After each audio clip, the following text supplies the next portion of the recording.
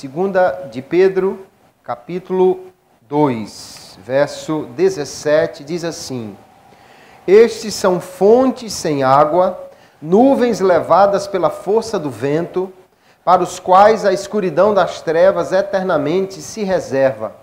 Porque falando coisas muito arrogantes e vaidades, engodam com as concupiscências da carne e com dissoluções aqueles que se estavam afastando dos que andam em erro, prometendo-lhes liberdade, sendo eles mesmos servos da corrupção.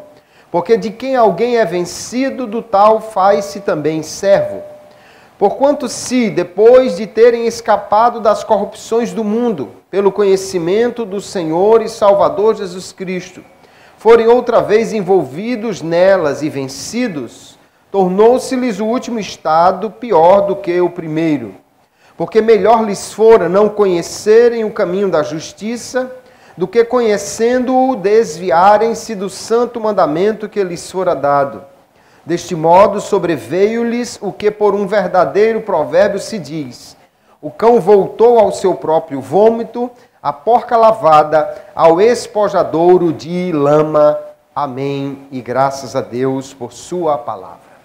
Temos aqui, queridos irmãos, uma palavra de advertência que o apóstolo Pedro vai trazer à igreja. Pedro, sem dúvida nenhuma, estava habilitado a falar sobre o Evangelho, sobre a salvação, e também estava habilitado a falar sobre não retroceder, não negar a fé, já que ele mesmo tinha bastante experiência, já que negou 3 vezes a Jesus naquela noite antes da crucificação. Mas ele agora, curado pelo Espírito e pela palavra, pode perfeitamente falar aos irmãos, à igreja, que não abandonem a sua fé, que não retornem ao mundo, ou usando a sua própria figura, o seu próprio provérbio, que não retornem à lama de onde foram tirados. E nós vamos nesta noite trazer uma palavra para a nossa instrução, exatamente com o tema Não volte para a lama. Essa é a palavra que temos para hoje. Já lemos o texto aí na segunda epístola de Pedro. Essa epístola, queridos, traz uma palavra de alerta para a igreja. Uma palavra que foi escrita nesta carta, endereçada aos crentes de várias igrejas. Ao contrário de Paulo, que escreveu cartas para esta ou aquela igreja, embora Paulo também tenha cartas que provavelmente eram circulares, passaram em várias igrejas, as epístolas de Pedro, as duas, são cartas circulares, escritas a crentes que andavam dispersos por diversas regiões, como ele diz lá no início da primeira carta. E essa carta aqui foi escrita especialmente, a segunda, para combater ameaças que surgiam dentro da igreja.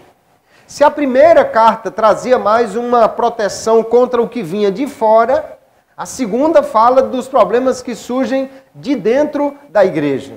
E dentre essas ameaças estava um falso ensino que alguém estava trazendo para dentro da igreja, que negava doutrinas fundamentais do cristianismo e ainda incentivava uma vida libertina, uma vida de pecado, como se isso fosse compatível com a fé cristã.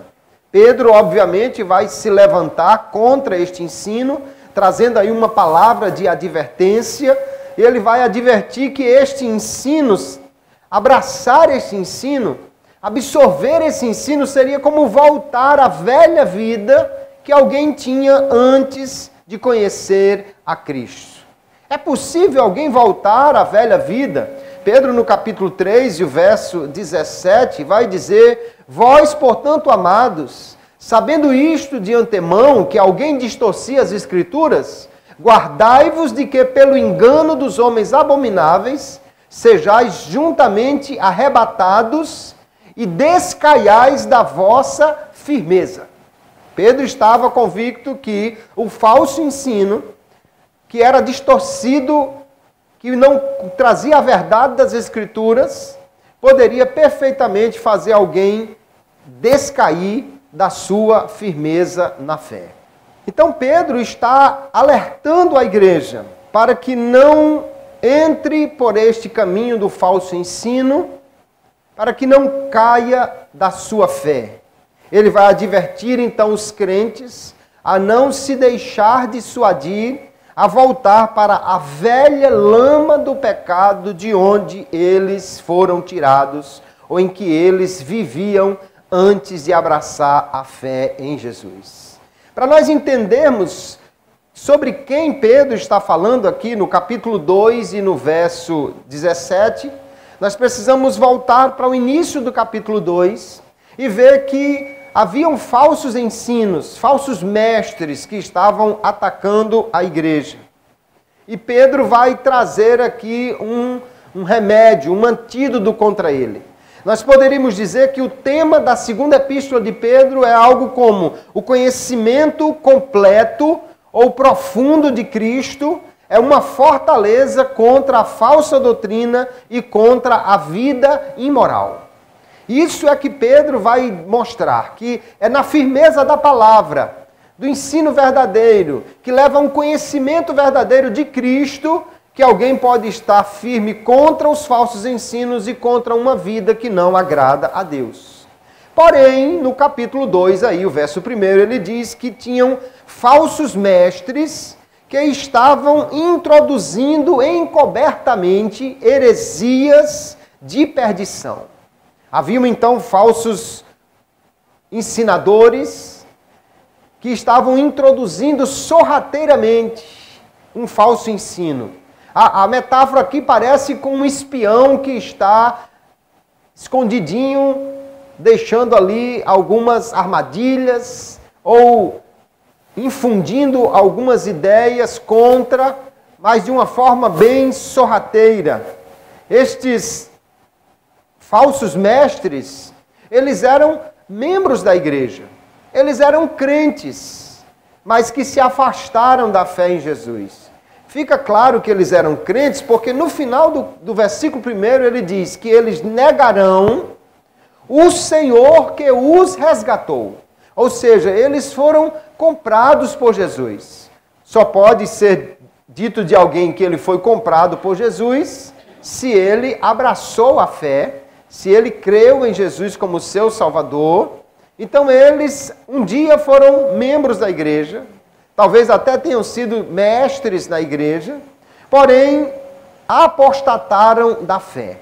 Abandonaram a fé cristã, rejeitando o seu mestre, ou rejeitando um ensino fundamental que é a morte de Jesus como um resgate do pecado, como um resgate das almas tiradas do pecado e do domínio de Satanás. Pedro vai dizer que eles são falsos ensinadores. O falso aí tanto pode ser aplicado ao indivíduo que não era profeta verdadeiro, porque não estava fundamentado na palavra de Deus, como o falso também se aplica ao seu ensino, que destruía as verdades fundamentais das Escrituras, negando o que é o ponto máximo das Escrituras. O que é a maior revelação das Escrituras, queridos? É a revelação da redenção em Cristo Jesus. A revelação da salvação, de que Cristo veio ao mundo para morrer pelos pecadores. Essa é a grande revelação da Bíblia. Se alguém nega isso, então nega o ponto principal das Escrituras, além de negarem outras doutrinas, como nós vamos ver. Então esses falsos ensinadores estavam introduzindo heresias, estavam introduzindo falsos ensinos. Mas apesar disso, eles eram muito populares. O verso 2 diz que muitos seguirão as suas dissoluções. Porque eles eram populares, porque certamente falavam o que agradava às pessoas. Falavam o que as pessoas queriam ouvir. Assim como lá no Antigo Testamento tinham muitos falsos profetas que também se tornavam populares porque falavam o que as pessoas queriam ouvir. Como lá em Jeremias capítulo 6, o verso 14, Jeremias denuncia falsos profetas dizendo: e curam a ferida da filha do meu povo levianamente, dizendo: paz, paz, quando não há paz. O povo estava em pecado, em vez do profeta denunciar o pecado, chegava falando de paz. Paz aqui é shalom. Shalom é prosperidade, bem-estar geral. Alguém que chegava pregando prosperidade quando devia estar atacando o pecado, era alguém que se tornava muito popular. Certamente esses falsos mestres tinham também um ensino que agradava as pessoas. Nós temos que ter o cuidado, queridos irmãos, porque se alguém se põe a pregar a palavra de Deus, precisa pregá-la por inteiro e não apenas aquilo que agrada às pessoas. Porque a função do pregador não é fazer cócega na alma de ninguém. Às vezes até é fazer feridas, mas com amor e com o propósito de sanar os problemas. Porém, quem quer ser popular só prega o que agrada ao povo, distribui palavras que todo mundo sai satisfeito e aí todo mundo vai aplaudir. Porém, esses homens, o texto diz que eles estavam ensinando heresias. O que é uma heresia? A palavra heresia fala de uma escolha que você faz. A palavra heresia literalmente fala de algo que você escolhe deliberadamente. Só que como ela sempre é usada aqui numa forma negativa, então é uma escolha errada. Heresia é quando você escolhe um falso ensino em vez de escolher o ensino correto. Heresia é quando você escolhe deturpar a verdade ou aceitar essa verdade deturpada em vez de aceitar a genuína palavra de Deus. Então nós temos heresia como um ensino errado, equivocado, maldoso. Mas a palavra em si fala de algo que você escolhe trazer para a sua vida. E essas heresias, diz aqui o texto, que levava à destruição. Eram heresias que traziam destruição para quem pregava ou para quem ouvia. Heresias que podiam levar o homem a perder a comunhão com o Senhor, a perder até a sua salvação. Heresias destrutivas para a fé. E como existe por aí ensino falso que pode levar alguém a perder a fé.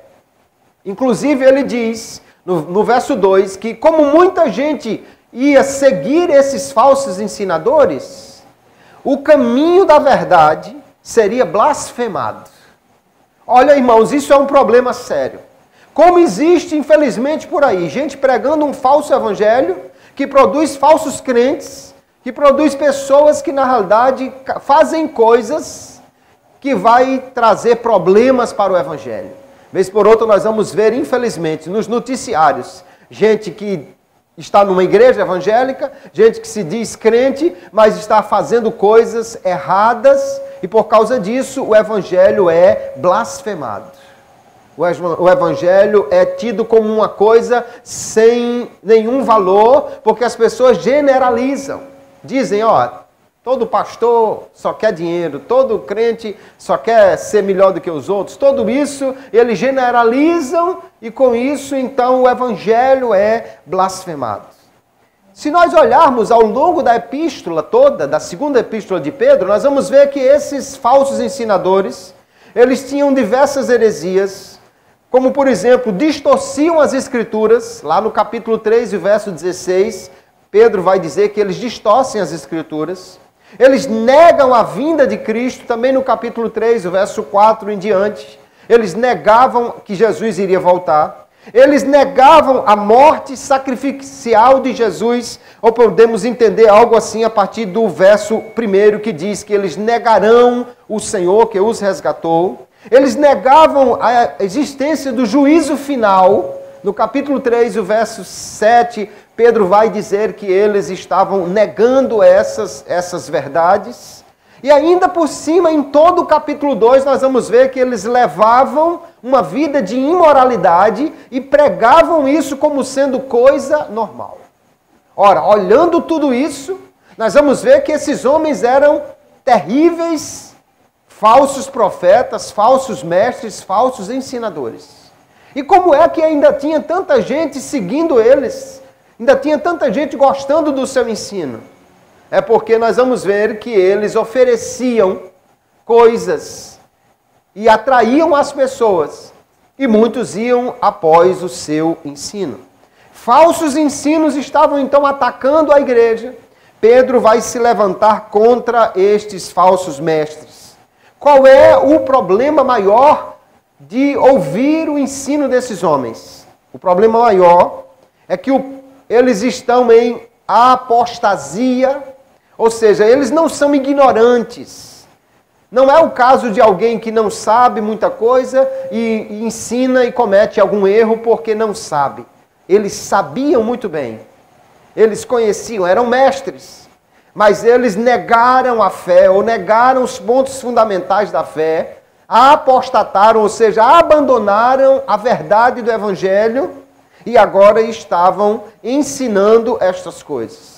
Nós vamos encontrar na Bíblia outras e outras passagens que falam sobre esse tipo de procedimento. Em 1 Coríntios, capítulo 10, verso 11, Paulo vai usar a figura de Israel caminhando pelo deserto para dizer: todos eles passaram pelo mar, todos eles foram batizados na nuvem, em Moisés, mas alguns deles ficaram pelo caminho porque não creram. Deixaram de crer em Deus durante o caminho. E aí no verso 11 ele diz: ora, tudo isto lhes sobreveio como figuras, e estão escritas para aviso nosso, para quem já são chegados os fins dos séculos. Aquele, pois, que cuida está em pé, olhe, não caia.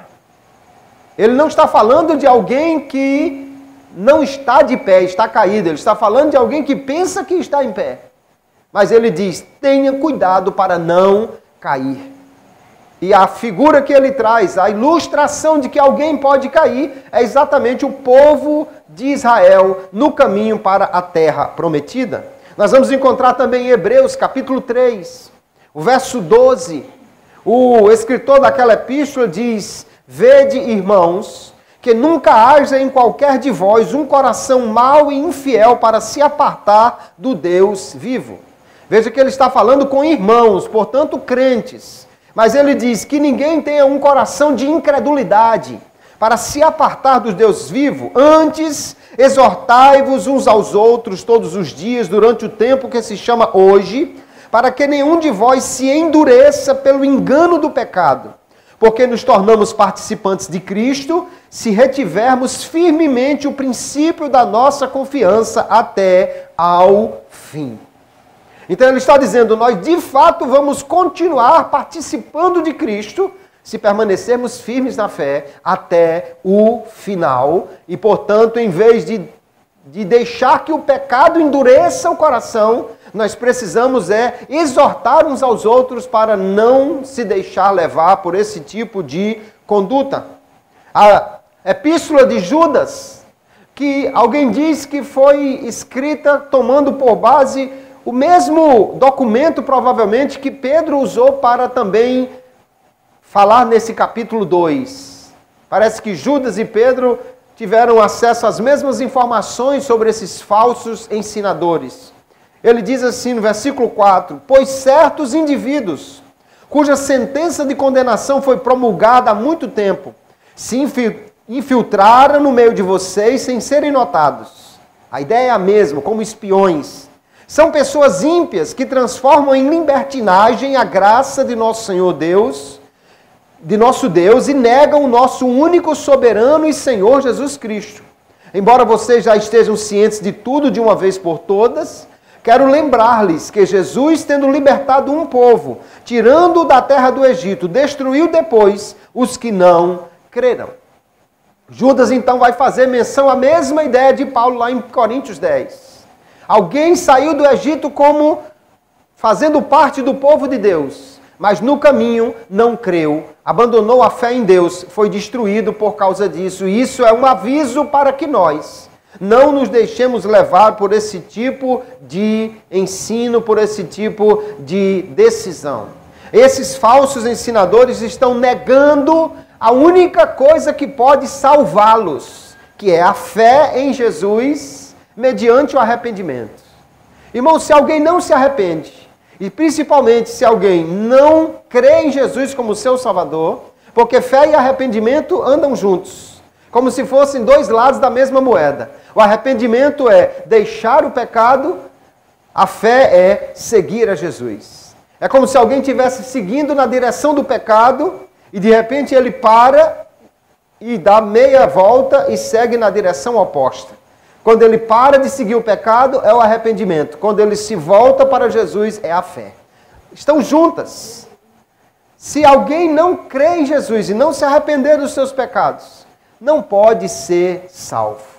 Estas pessoas, então, esses falsos mestres, eles, pelo que entendemos do texto, eles conheceram a Cristo, conheceram a mensagem do Evangelho, conheceram o amor e a graça de Deus, mas foram se afastando da verdade porque buscaram apenas satisfazer os seus próprios interesses. Quando você lê o corpo do capítulo 2, que nós não vamos entrar aqui nos detalhes porque demandaria muito tempo, você vai ver que eles só querem saber de dinheiro, eles só querem saber de pecado, eles só querem saber de se banquetear, eles só querem saber de envolver o povo para tirar deles algumas coisas. Pessoas que buscam apenas os seus próprios interesses. Porém, no versículo 17 que nós lemos, ele vai dizer, o apóstolo Pedro, que essas pessoas têm um ensino vazio. E ele diz, eles são fontes sem água. Naquele ambiente em que eles viviam, você caminhava às vezes por longos períodos de terra seca, desertos. E quando você avistava uma vegetação, você pensava, ali tem um oásis, tem água. Se tem verde, tem água. Mas qual era a frustração do viajante cansado? Se ele chegasse naquele lugar e o poço tivesse seco, o riacho tivesse seco, não tivesse água, era frustrante demais. Ou às vezes até disse que pela insolação alguém tem miragens. Pensa que ali tem uma coisa verde e quando chega lá era só ilusão. E aí esses homens eram exatamente esse tipo de coisa. Alguém buscava alguma coisa neles, não encontrava nada. Eles só tinham conversa bonita. Se você continua lendo aí, diz que eles falam, verso 18, coisas arrogantes de vaidades. Sabe aquela palavra que envolve, aquela palavra bonita, aquela palavra com muitas informações interessantes, só para chamar a atenção do povo. Porém, o ensino era vazio. Se você espremesse, não saía uma gota de verdade, nem uma gota de consolo ou conforto para ninguém. São palavras de vaidosa arrogância, palavras que eles inventavam e assim enganavam o povo. No verso 19 diz que eles prometem liberdade, mas eles mesmos são escravos da corrupção. Ou seja, eles prometiam o que não tinham e nem podiam dar. Eles simplesmente faziam promessas vazias. Alguém ia à procura deles, querendo uma palavra de Deus, recebia uma promessa que não significava nada e apenas ficava mais frustrado.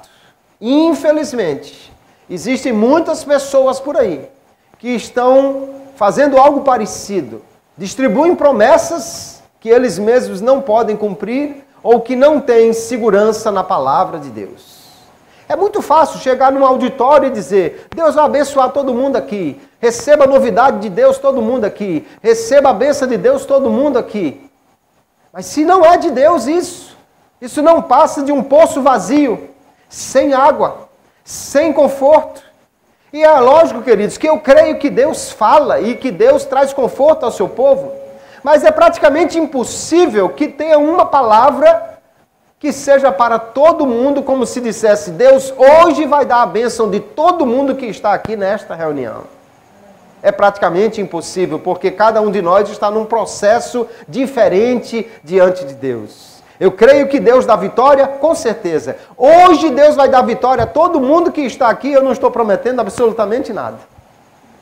Eu sei que Deus vai dar vitória àquele que for fiel, àquele que o buscar, àquele que perseverar, àquele que crê, e no tempo certo que o Senhor quiser fazer. Agora, hoje eu não posso garantir vitória para todo mundo de forma alguma, mas como tem gente, especialmente quando não tem compromisso com aquela igreja, às vezes são itinerantes. Eu não sou contra os pregadores itinerantes, mas eles precisam ter responsabilidade. Você não pode sair por aí prometendo isso ou aquilo, fazendo um alarde e deixando o povo com apenas um sabor de nada.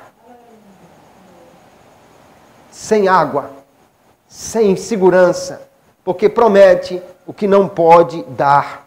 Estes homens aqui eram piores. Faziam uma festa, falavam tão bonito, quando você chegava, não tinha nada, era uma palavra vazia. E além do mais, uma palavra que poderia trazer tropeço para alguém. Judas, no verso 12 da sua epístola, falando sobre esse mesmo tipo de pessoas, ele diz: esses são como rochas submersas nas festas de fraternidade que vocês fazem. Olha que metáfora, que ilustração. Uma rocha submersa. Quem anda de barco aqui sabe muito bem qual é o problema disso. Você vai andando e tem uma pedra que você não está vendo, mas está lá dentro d'água. E de repente você vai e bate nela. Quem sabe da história do Titanic sabe o problema que é bater numa coisa dentro d'água e você pode vir a afundar. Eles se infiltravam naquelas festas de fraternidade, ou seja, nas reuniões da igreja, mas eram rochas submersas. Se você tropeçar nele, você pode afundar. Banqueteando-se, Judas diz, com vocês sem qualquer receio. São pastores que apacentam a si mesmos. São nuvens sem água, impelidas pelos ventos. São árvores que em plena estação de frutos continuam sem frutos, duplamente mortas e arrancadas pela raiz. São diversas figuras que Judas está usando para dizer, eles não têm nada. Não tem fruto, não tem vida, não tem água, não tem palavra, não tem coisa alguma. Então nós precisamos fugir deste tipo de ensino, deste tipo de pregação. A água, obviamente, está associada na Bíblia à palavra de Deus. Jesus disse que quem crê nele, fontes de água viva fluiriam do seu interior. Também, então, associando a palavra ao Espírito. O Espírito que dá vida, a palavra que limpa, que lava, que traz vigor. É o que representa a água. Enquanto a aridez, a falta de frutos, a não produção de qualquer coisa está ligada à esterilidade do falso ensino, à esterilidade da apostasia. Agora, qual o problema destes homens? Verso 18 diz que eles engodam com as concupiscências. Engodar aí é o mesmo verbo para jogar um anzol na água.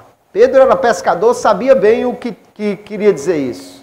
O engodo é uma coisa que você põe escondida, que parece coisa boa, mas se você morder, já era. Como uma isca que coloca no anzol, eles estavam enganando alguém. E o que é que eles usavam de isca para pescar o povo? Ele diz, as concupiscências da carne. A pregação da liberdade de fazer o que quisesse. As dissoluções, a vida sem precisar prestar contas a Deus ou de viver uma vida de santidade. Só que ele diz, eles vão buscar aqueles que estavam se afastando dos que andam em erro. Ou seja, a figura fala de gente que estava começando uma vida cristã. Provavelmente novos convertidos. Alguém que estava chegando na igreja. Tinha acabado de deixar o mundo. Estava ainda terminando de se livrar das coisas do mundo. Era exatamente esses que eles buscavam, os novos convertidos, ou os meninos na fé, os que não tinham ainda um perfeito conhecimento. E isso é um problema, queridos irmãos, porque é como alguém que vai buscar exatamente quem está mais frágil, quem não tem ainda segurança. Como é que nós podemos ter segurança e deixar de ser meninos na fé? É exatamente pela palavra de Deus. Efésios capítulo 4, verso 14, o apóstolo Paulo vai dizer que Deus levanta pessoas como pastores, como mestres, como profetas. E para quê? Aí ele diz, o verso 14, para que não sejamos mais meninos inconstantes, levados em roda por todo o vento de doutrina, pelo engano dos homens que com astúcia enganam fraudulosamente. Olha que metáfora ele usa aí. Meninos. Sabe uma coisa que é fácil de fazer com menino? É fácil de enganar meninos. Se você chegar ali fora e dizer, olha, pirulito, pirulito, pirulito de graça para todo mundo, vai chover de menino. Eu vi uma vez uma reportagem, o camarada chegou num parque de diversões e falou com as mães, disse, olha, eu posso fazer uma brincadeira com os filhos de vocês? Tudo bem, as mães ficaram quietas no seu lugar. Ele disse, eu vou atrair os filhos de vocês para o meu carro que está aqui atrás. Ah, não, meu filho não vai não, ele é ensinado. Tá bem. Aí ele foi, buscou lá no caminhão um cachorrinho bem bonitinho. Chegou com o cachorrinho, começou a brincar. Os meninos todos correram para lá. Ele disse, olha, eu tenho mais um monte de cachorrinho aqui no caminhão, querem ver? Ei, foi todo mundo atrás dele. E as mães ficaram bobas. Meu filho foi atrás, é menino. Menino é levado por qualquer vento de doutrina, por qualquer coisa que se lhe ofereça, porque é menino, é inconstante. Mas é exatamente esses que os falsos ensinadores querem atrair, querem buscar, porque são mais fáceis. Só que o escritor aos Hebreus diz que nós devemos deixar de ser meninos, buscando nos alimentar da palavra de Deus. Quanto mais culto de doutrina você vem, menos menino você fica. Quanto mais escola bíblica você vem, menos menino você fica. Quanto mais você lê a palavra e estuda a palavra, mais você vai se tornando um rapazinho ou uma mocinha em Cristo e daqui a pouco já está uma mulher, um homem de Deus formado, firme, forte, que não é levado por qualquer vento de doutrina. Esses falsos ensinadores eram como predadores que vão buscar aquela peça mais frágil do rebanho. Se você vê um filme, leões, lobos, hienas que vão atacar um rebanho, eles não pensam assim, vamos pegar logo aquele grandão ali, vamos partir para cima do chefe da manada. De jeito nenhum, porque uma chifrada do bicho pode matar, um coice de uma zebra pode matar um leão. Eles vão buscar o filhote, o idoso, o machucado, o que está ficando para trás. Eles começam a correr e botar o bando todinho para correr. Aquele que vai ficando para trás porque está cansado ou porque é frágil, é esse que eles vão pegar. Assim também são os falsos ensinadores. Eles querem iludir as pessoas com coisas que enganam aqueles que estão sem segurança. É fácil chegar numa igreja, olhar para um irmão, ver ele com cara de tristeza e dizer, olha, Deus vai te tirar desta aflição. Ora, até qualquer pessoa olhando para a cara do irmão já sabia que ele estava aflito, meu irmão. Uma cara de quem está quase desesperado. Então é fácil de enganar quando alguém quer iludir aquele que não tem segurança na palavra. Nós precisamos ter segurança no ensino, para não deixar levar por isso.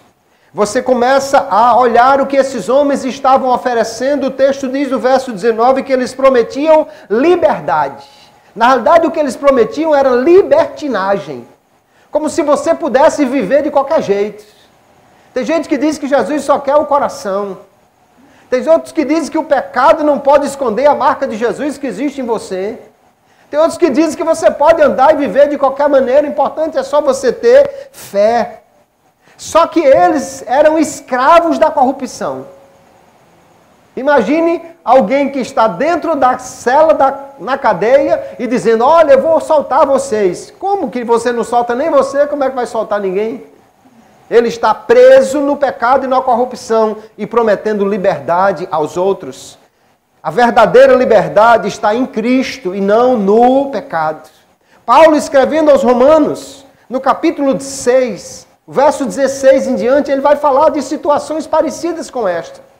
E ele diz assim, Romanos 6, o verso 16: não sabeis vós que a quem vos apresentardes por servos para lhe obedecer, sois servos daquele a quem obedeceis, ou do pecado para a morte, ou da obediência para a justiça? Mas graças a Deus, que tendo sido servos do pecado, obedecestes de coração à forma de doutrina a que fostes entregues, e libertados do pecado, fostes feitos servos da justiça. Olha aqui o texto de 2 de Pedro diz que estes homens querem oferecer liberdade, mas eles mesmos são escravos da corrupção, e ele diz, porque de quem alguém é vencido, do tal faz-se também servo. É a mesma história que Paulo está contando, só que Paulo diz que isso é uma escolha. Você escolhe a quem você quer obedecer. Ou você obedece a Cristo, e aí você obedece a Ele para viver em justiça, ou você obedece ao pecado para a morte, para viver na destruição.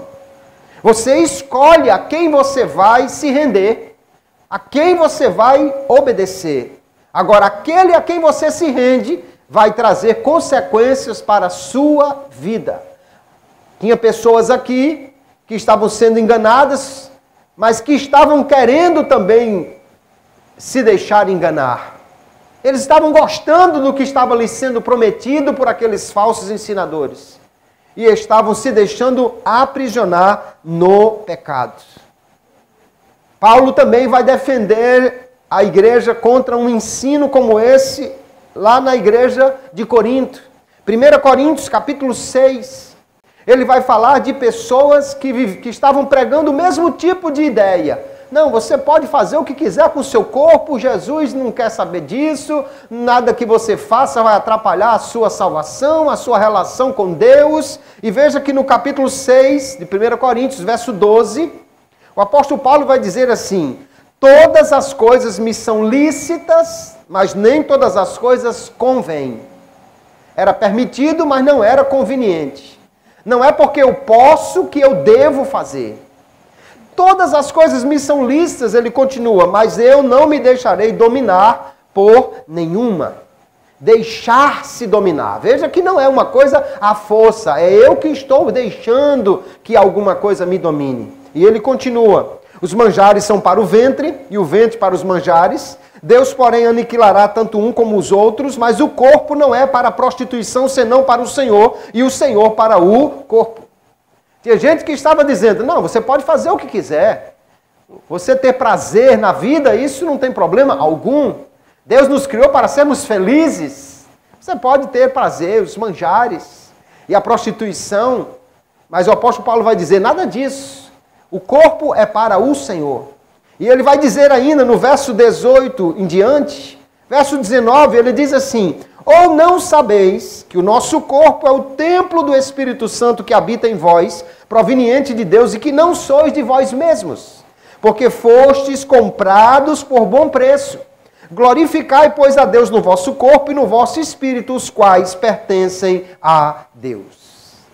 Sabe, isso é uma coisa que todo crente conhece bem. E quando você vê um crente num aperto, ele vai dizer assim, não, porque crente tem dono.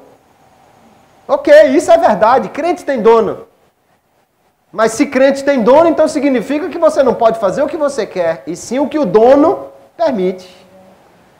Então Jesus diz, olha, ou Paulo está dizendo, Jesus comprou vocês. Vocês não pertencem mais a vocês mesmos, pertencem a Ele. Se pertence a Ele, você não pode fazer com o que é dele. Seu corpo não é mais seu. Sua vida não é mais sua. Você não foi comprado? Viver como se não tivesse sido comprado por Jesus e achar que pode fazer o que bem quer porque Ele não é o dono, é também negar o Senhor que nos comprou, que nos resgatou, como estes falsos ensinadores estavam fazendo.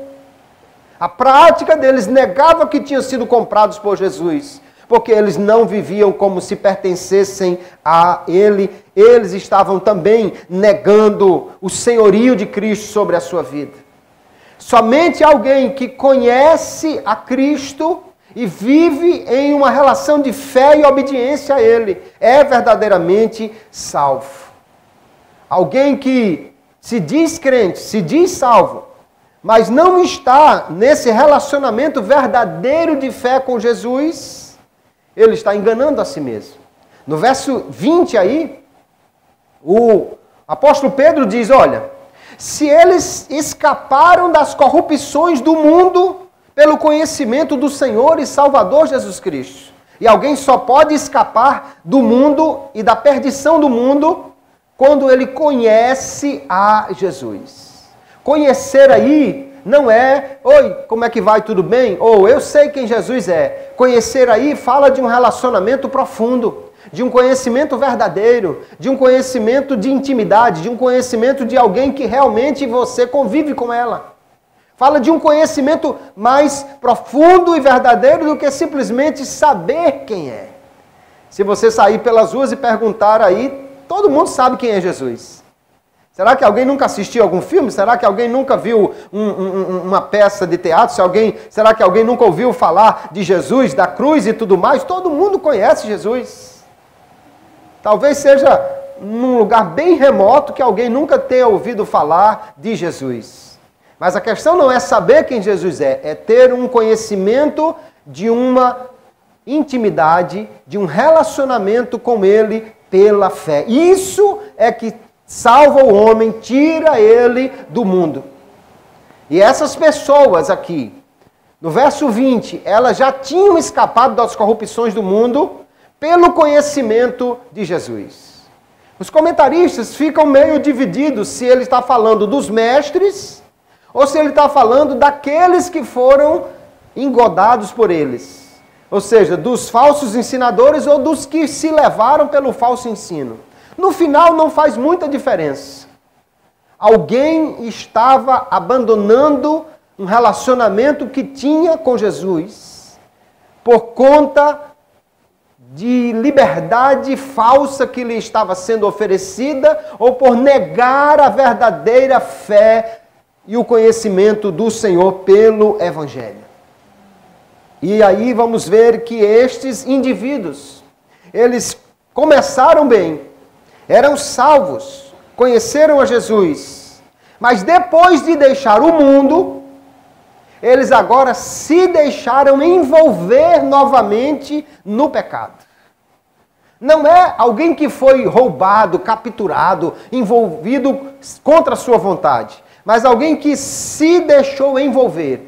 A revista corrigida que nós lemos aqui não deixa isso muito claro. Mas, por exemplo, na Nova Almeida atualizada, o verso 20 diz assim: portanto, se depois de terem escapado das contaminações do mundo, mediante o conhecimento do Senhor e Salvador Jesus Cristo, se deixam enredar de novo e são vencidos, o seu último estado se tornou pior do que o primeiro. Na Nova Versão Transformadora diz assim: e quando alguém escapa da maldade do mundo ao conhecer nosso Senhor e Salvador Jesus Cristo, mas depois se deixa emaranhar e se escravizar novamente pelo pecado, está pior do que antes. A ideia é a mesma. É alguém que se deixa levar pelo pecado, se deixa levar pelo oferecimento das concupiscências, dos desejos pecaminosos. Alguém que se deixa pescar, morde a isca mesmo sabendo que tem um anzol perigoso ali dentro. Alguém que se deixa levar, que se deixa embaraçar com isso. É a mesma ideia que Paulo diz, quem milita não se embaraça com coisas desta vida. Alguém que vai se deixando levar pelo pecado. E aos poucos vai se afastando da verdade do Evangelho, até que quando perceber, já está completamente vencido. E se está vencido, está escravizado ao pecado. Se está escravizado ao pecado, perdeu a sua fé verdadeira, o seu relacionamento com Jesus e possivelmente a sua salvação. E Pedro está alertando contra isso. E ele diz, o seu último estado é pior do que o primeiro. Jesus usou também esta mesma fala, e ele está repetindo as palavras de Jesus em Lucas capítulo 11, o verso 24 em diante. Embora que lá no contexto Jesus estava falando de uma coisa um pouco diferente. Jesus está falando sobre batalha espiritual, Ele está num conflito com os fariseus que estavam dizendo que ele libertava endemoniados pelo poder de Beelzebu, o principal dos demônios. Estavam chamando Jesus de parceiro de Satanás. Isso era uma blasfêmia sem tamanho. Esse tipo de coisa é que Jesus vai dizer que é a blasfêmia contra o Espírito Santo. Essas pessoas não entendiam que Jesus realmente estava fazendo aquilo pelo poder de Deus. Aí Jesus diz assim, olha, quando um endemoniado desse é liberto, e se a casa fica vazia, o demônio sai e anda por outros lugares. O texto diz assim, verso 24, quando o espírito imundo tem saído do homem, anda por lugares secos buscando repouso, e não o achando, diz, tornarei para minha casa, de onde saí, e chegando acha-a varrida e adornada, então vai e leva consigo outros 7 espíritos piores do que ele, e entrando habitam ali, e o último estado deste homem é pior do que o primeiro. Essa é exatamente a palavra que Pedro citou de Jesus. Mas no caso de Jesus, é alguém que foi liberto, mas não aceitou a Jesus. A casa ficou vazia. Porque Jesus diz que quando alguém vai entrar na casa do valente, a primeira coisa que tem que derrotar é aquele que ocupa a casa, o valente. Se a casa está vazia, aquele homem pode de novo ser possesso e até por mais demônios. 7 aí não precisa ser visto como um número exato, ou seja, vem 1 mais 7, ficam 8 demônios dentro dele. 7 fala de um estado de total domínio dos demônios sobre a vida deste homem.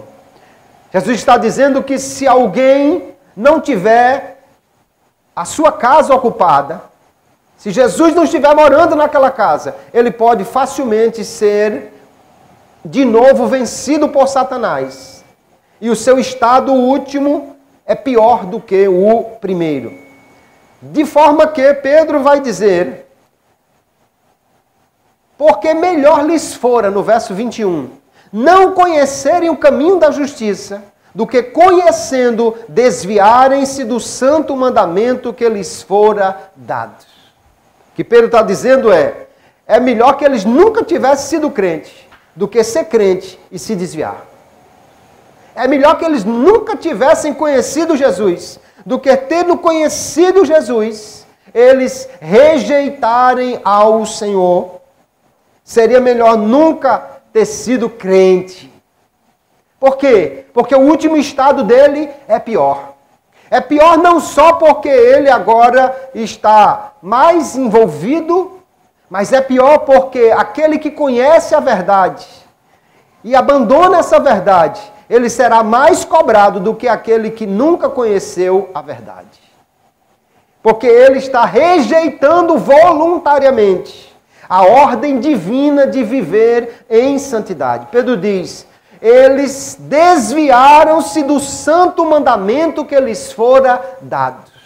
Uma palavra de santidade, de um viver santo, foi dada a eles. Eles conheceram essa verdade, conheceram a Jesus, aceitaram a Jesus como seu Salvador. Jesus pagou o preço por eles. E agora eles se deixaram de novo levar pelo pecado e abandonaram a fé, abandonaram a vida de justiça e de santidade. Se envolveram e foram de novo escravizados no pecado. Pedro diz, é melhor que eles nunca tivessem sido crentes. Inclusive porque lá no início, no verso 13, ele vai dizer que por causa disso o evangelho é blasfemado. Porque o ímpio não faz distinção entre o crente e o desviado. Ele acha que é crente. E quando ele faz uma coisa errada, diz, olha o crente. Não é crente mais, meu amigo. Se está fazendo isso é porque não é crente. Mas ele não faz distinção. Então ele diz, é pior esse estado hoje do que afastou-se, desviou-se, apostatou, do que aquele que nunca foi crente. E aí nós entendemos uma coisa aqui, meu irmão. Só vale a pena ser crente se for para agradar ao Senhor. Ou como costuma dizer o pastor Martim, nosso presidente, só vale a pena ser crente se for para ir para o céu. Se for para realmente andar em santidade, em um viver que agrade ao Senhor. Ser crente mais ou menos não vale a pena, é pior. Ser crente hoje e amanhã não, é pior, não adianta. Teria sido melhor nunca haver conhecido o caminho da justiça do que conhecendo, rejeitar a ordem recebida para viver de modo santo, diz a Nova Versão Transformadora. Rejeitar o que Deus mandou, sabendo que isso é a verdade, mas deliberadamente, voluntariamente rejeitando, isso é pior. É pior do que os não convertidos. João capítulo 3. Verso 19 em diante. Verso 16 todos nós conhecemos, porque Deus amou o mundo de tal maneira que deu seu Filho unigênito para que todo aquele que nele crê não pereça, mas tenha a vida eterna. Porque Deus enviou o seu Filho ao mundo, não para que condenasse o mundo, mas que o mundo fosse salvo por ele. Porque quem nele crê não é condenado, mas quem não crê já está condenado. Porquanto não creu no nome do unigênito Filho de Deus. E no verso 19 ele vai dizer, a condenação é esta. Ou na Nova Versão Transformadora ele diz, a condenação se baseia nisto. A luz de Deus veio ao mundo, mas as pessoas amaram mais a escuridão do que a luz, porque seus atos eram maus. Quem pratica o mal odeia a luz e não se aproxima dela, pois teme que seus pecados sejam expostos. Quem quer viver em pecado não gosta de Jesus, nem quer chegar perto dele. Porque a luz vai mostrar o erro. Vai mostrar o pecado, vai mostrar o que ele está fazendo. Mas se alguém já viu a luz, já recebeu a luz, já foi iluminado, agora deixar Jesus para seguir no pecado é pior do que se nunca tivesse conhecido a luz ou conhecido a verdade do Evangelho. E aí, queridos irmãos, o apóstolo Pedro vai usar duas figuras para falar desta coisa terrível que é um crente abandonar a fé e voltar para o mundo. Um verdadeiro cristão deixar de viver para agradar a Deus e voltar a cometer o pecado. Um cristão deixar Jesus e voltar às velhas práticas. Pedro diz, deste modo, sobreveio-lhes, verso 22, o que por um verdadeiro provérbio se diz, o cão voltou ao seu próprio vômito, a porca lavada ao espojadouro de lama. Duas figuras completamente ruins. Quando se fala aqui de cão, cachorro, você não pense num cachorro bonitinho, que foi tomar banho no pet shop, voltou para casa todo arrumadinho, cheio de frufuzinho com a gravatinha. Isso não existia no tempo de Jesus. Os cachorros não eram animais de estimação no período bíblico ou no espaço aqui em que Jesus vivia. Talvez os reis do Egito, da Mesopotâmia, tivessem cães de estimação. Mas em Israel isso não existia. O cão era um animal imundo. Quando fala de um cão, pense num cão de rua. Num cão que vive comendo lixo. Num cão que não tem casa. Um cão que é mais um animal selvagem do que um animal doméstico. Num cão que come qualquer porqueira por aí. E quando come uma porqueira, faz mal e ele vomita.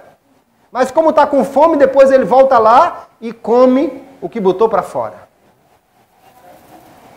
Jesus usou a figura do cão e do porco juntos como sendo algo negativo, ruim, para falar de pessoas que não querem saber de Deus. Mateus capítulo 7 e o verso 6. Gente que rejeita a palavra de Deus. Jesus usou essas mesmas figuras do cachorro e do porco para falar deles.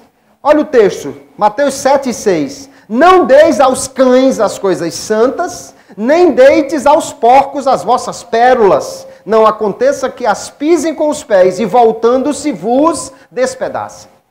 Ele está falando de gente que rejeita a palavra de Deus, que não quer saber do que Deus diz na sua palavra. E ele usa então de forma negativa, cão e porco, cachorro e porco, duas figuras negativas. Por quê? Porque eram animais imundos. O porco era um animal que o judeu não podia criar, não podia comer. O cachorro era tido como um animal imundo, um animal selvagem. Aqui eles são comparados a uma pessoa que rejeita a palavra de Deus, que abraça falsos ensinos, que apostata da fé e que gosta de viver no pecado. Que figuras terríveis, esta que Pedro vai usar. A porca que voltou ao espojadouro de lama. A porca que foi lavada, ele diz, a porca lavada que voltou a espojadouro de lama. Imagine alguém que já foi limpo, já foi lavado, mas agora preferiu voltar à imundície. É essa figura que corresponde a quem já conheceu Jesus e se afasta dele, que Pedro está usando aqui. O cão que volta ao vômito é uma figura usada lá em Provérbios sobre um tolo que insiste em fazer as suas tolices. O texto de Provérbios 26:11 diz assim: o insensato repete seus erros como um cão que volta ao seu vômito. O camarada sabe que é errado, mas continua fazendo.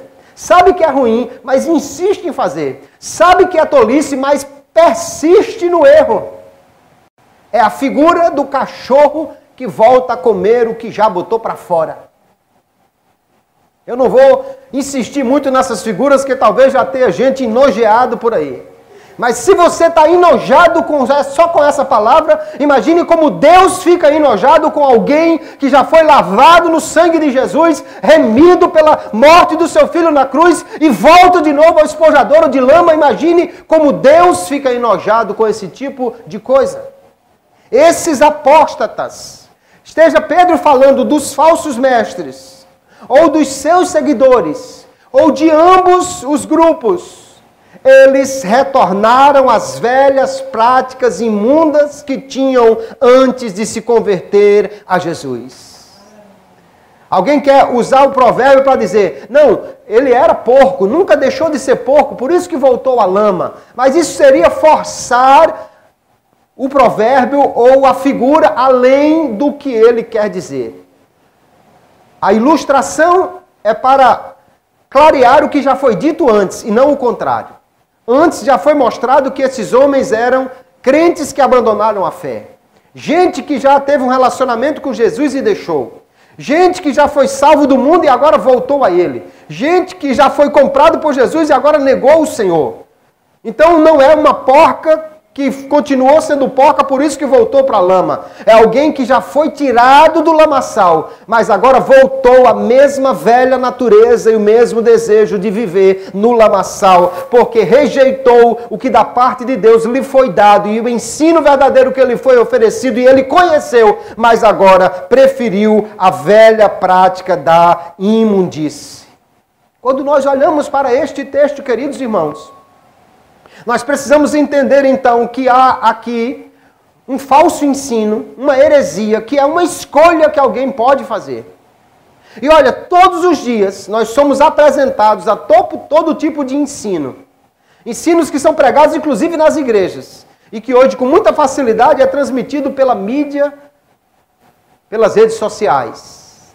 Você pode a hora que quiser assistir um culto, ou ir em qualquer igreja, ou sem sair da sua casa, ver o que está sendo ensinado lá. Alguns ensinos apenas vêm trazer o que o povo quer ouvir. Outros são fundamentados na palavra de Deus. Ensinos que baseiam-se na palavra de Deus e transmitem a verdade do Evangelho, trazem solidez para a fé do crente e um crescimento no relacionamento com Jesus. Quando você ouve a palavra, quer ela seja boa ou quer que você ache ela amarga, quer a palavra seja como uma pluma que está lhe ventilando, ou seja como um chicote que está tirando lasca das suas costas. Se é a palavra de Deus, é para crescimento, para edificação, para melhorar na fé, para crescer no relacionamento com Jesus. Mas a maioria das pessoas prefere ouvir o que lhes deixa satisfeitas. Quer ver um camarada ir num culto e voltar alegre para casa? Ele recebeu não sei quantas promessas, ele recebeu uma palavra boa, alguém disse que ele vai melhorar, que vai ter novidade, que ele vai sair do deserto, que Deus vai fazer uma coisa extraordinária. E às vezes não passa de promessa vazia. Mas o povo gosta de promessa, ainda que seja vazia. Eu não sou contra a promessa, de forma alguma, quando ela é fundamentada na revelação de Deus. Quando Deus faz uma promessa a alguém, ele a cumpre. Mas é impossível que eu chegue num auditório que tenha 30, 40, 50, 100, 500, 1000 pessoas e diga: Deus hoje vai fazer uma coisa boa para todo mundo aqui. Porque ali tem gente provavelmente que está em pecado. E Deus vai fazer uma coisa ruim com ele. Por causa do pecado. Então é impossível generalizar essa palavra que todo mundo saia satisfeito. Isso não passa de fontes sem água, nuvens sem água, ensino de promessas vazias, de quem faz e não pode cumprir. E nós podemos escolher, queridos, se vamos ouvir este ensino ou se vamos ouvir o ensino fundamentado na palavra. Pedro diz: tem ensino falso aí, heresia, você pode escolher. Ou você ouve ele, ou você ouve a palavra. Ou você ouve o que edifica, ou ouve o que lhe agrada. Ou ouve o que lhe conserta, ou ouve o que você sai para casa satisfeito. Ouve o que você sai dali todo torto, ou aquele que você sai todo massageado. Mas ouvir a palavra verdadeira de Deus é que trará solidez à nossa fé e conforto para a nossa alma. Aleluia. Nós precisamos então fazer escolhas. Podemos escolher crer em Cristo e permanecer firmes nesta fé. Ou podemos escolher seguir qualquer coisa que estão nos oferecendo por aí. Os fiéis, os crentes, eles creem em Cristo e confessam que Jesus os resgatou, que Ele pagou o preço para nos salvar e nos comprou para sermos dele. Já lemos 1 Coríntios capítulo 6. Fostes comprados por um bom preço, portanto glorificai a Cristo no vosso corpo e no vosso espírito, os quais pertencem a Deus. Eu não posso fazer o que eu quiser se eu entender que Jesus me comprou. Eu não posso viver de qualquer jeito se eu entender que Jesus é meu dono. Eu não posso viver para me agradar se eu entender que Jesus pagou por mim um preço que eu nem merecia. Me comprou para eu ser dele. Aleluia. Os crentes entendem isso e confessam que Jesus lhes comprou. Também vivem debaixo do temor de Deus. Estes homens aqui ensinavam coisas que você podia viver de qualquer jeito, porque eles não tinham temor de Deus. Eles ensinavam que não haveria juízo final, que não haveria volta de Jesus, que não haveria nada disso. Se Jesus não vai voltar, se não tem punição para quem pecou, se não existe inferno, se não existe nada disso, então você pode viver de qualquer jeito. Mas o crente vive debaixo do temor de Deus, porque sabe que há uma recompensa para cada um, segundo aquilo que ele fez. Romanos capítulo 2, verso 3 em diante, o apóstolo Paulo diz: E tu, ó homem, que julgas os que fazem tais coisas, cuidas que, fazendo-as tu, escaparás ao juízo de Deus? Ou desprezas tu as riquezas da sua benignidade e paciência e longanimidade, ignorando que é a benignidade de Deus que te leva ao arrependimento?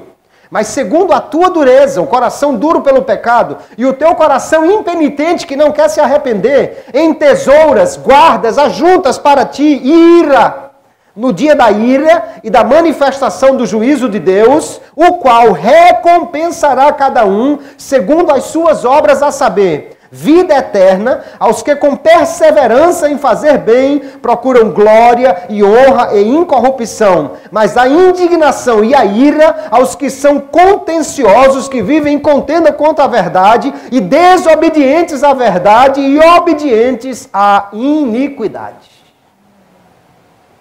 Cada um receberá a recompensa por aquilo que abraçou, por aquilo que ele obedeceu. Se obedece à iniquidade, receberá ira. Se obedece à verdade, receberá a vida eterna. Se obedece à palavra, receberá a recompensa boa. Se obedece aos falsos ensinos, receberá o justo castigo pelo erro que cometeu. Nós sabemos disso. Então podemos escolher. Vamos escolher obedecer, ou vamos escolher viver da nossa própria maneira? Vamos escolher permanecer em Cristo, ou vamos nos escolher nos afastar dele? Será que seremos, então, pessoas lavadas? Ou alguém quer ser a porca que volta para a lama? A palavra de Pedro, então, é uma admoestação para nós. E traduzindo numa única palavra, ele está dizendo para mim e para você nesta noite, por meio da sua palavra: não volte para a lama. Será que alguém que já abandonou a vida pregressa, vivia na bebida, vivia na droga, vivia na jogatina, agora vai deixar-se de novo envolver nesses vícios? Voltar à lama? Será que alguém que já foi lavado no sangue de Jesus, foi liberto da prostituição, da imoralidade, vai voltar a viver nessa sujeira? Será que alguém que foi liberto da vã idolatria, agora vai voltar a clamar a deuses que não ouvem, não falam e não podem responder?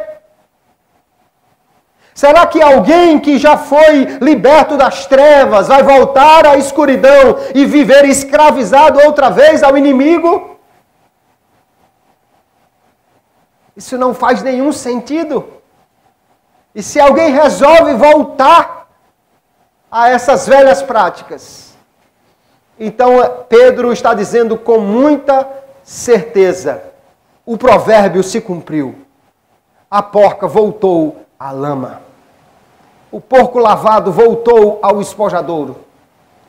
O que já tinha sido liberto voltou à escravidão. O que já tinha sido limpo voltou à sujeira. Isso é uma admoestação, queridos, para nós nesta noite pensarmos, olharmos para nós e decidirmos ou ficar firme com Jesus e trabalhar para isso, ou então fazer carreira para o lamaçal e pular de cabeça nele. Que Deus nos guarde que alguém queira voltar àquilo que já foi, a imundície de onde foi tirada. Mas que nós possamos nesta noite, então, tomar a palavra de Deus para nós, para buscarmos viver uma vida de santidade, cumprir o mandamento santo, abraçar o Senhor que nos resgatou, obedecer à verdade do Evangelho, rejeitar o falso ensino e viver em santidade, deixar a imoralidade e viver de maneira que o Evangelho não seja blasfemado por minha causa. Essa é a palavra que Pedro tem para mim e para você. A salvação, queridos, é pela graça. Essa graça é recebida pela fé. O relacionamento com Jesus deve crescer à medida que nós crescermos na graça e no conhecimento. Capítulo 3, o verso 18, no finalzinho da sua epístola, Pedro vai dizer, 2 de Pedro 3 e 18, antes crescei na graça e conhecimento de nosso Senhor e Salvador Jesus Cristo. No verso anterior ele está dizendo, olha, não se deixe arrebatar por falsos ensinos e cair da sua firmeza. Pelo contrário, cresça na graça e no conhecimento de nosso Senhor e Salvador Jesus Cristo. Uma vez que nós já fomos limpos, uma vez que já fomos lavados pelo sangue de Jesus, seria uma tragédia voltar à velha lama do pecado. Seria uma tragédia voltar à velha vida de imundície. Nós precisamos firmar a nossa posição em Jesus. E eu encerro citando Hebreus capítulo 10 e o verso 39. Vou ler na Nova Versão Internacional. Ali também o escritor está falando de pessoas que rejeitaram Jesus, que pisotearam o sangue da cruz, o sacrifício da cruz, que abandonaram o Senhor Jesus e que viveram, portanto, uma vida velha, com as velhas práticas. Mas ele olha para si mesmo e para a igreja, e eu quero nesta noite tomar isso como uma palavra de afirmação para nós, que ele diz, nós, porém, não somos dos que retrocedem e são destruídos, mas dos que creem e são salvos. Glória a Jesus. Não somos dos que voltam para trás para a perdição. Somos dos que creem para a preservação da alma. Creem para a salvação em Jesus. Que nós possamos nesta noite, queridos, decidir ser mais crentes, mais fiéis, mais fervorosos, mais chegados a Jesus. E não nos deixarmos envolver pelo pecado e pelo engodo das pessoas que querem nos afastar de Jesus. Você pode escolher a quem você vai dar ouvidos, a Jesus ou a quem quer lhe afastar dele. E você pode escolher se vai viver lavado ou se vai voltar para a lama. Mas a palavra de Pedro para mim e para você hoje é, não volte para a lama, permaneça firme em Jesus. E que Deus abençoe a todos no nome do Senhor Jesus. Amém.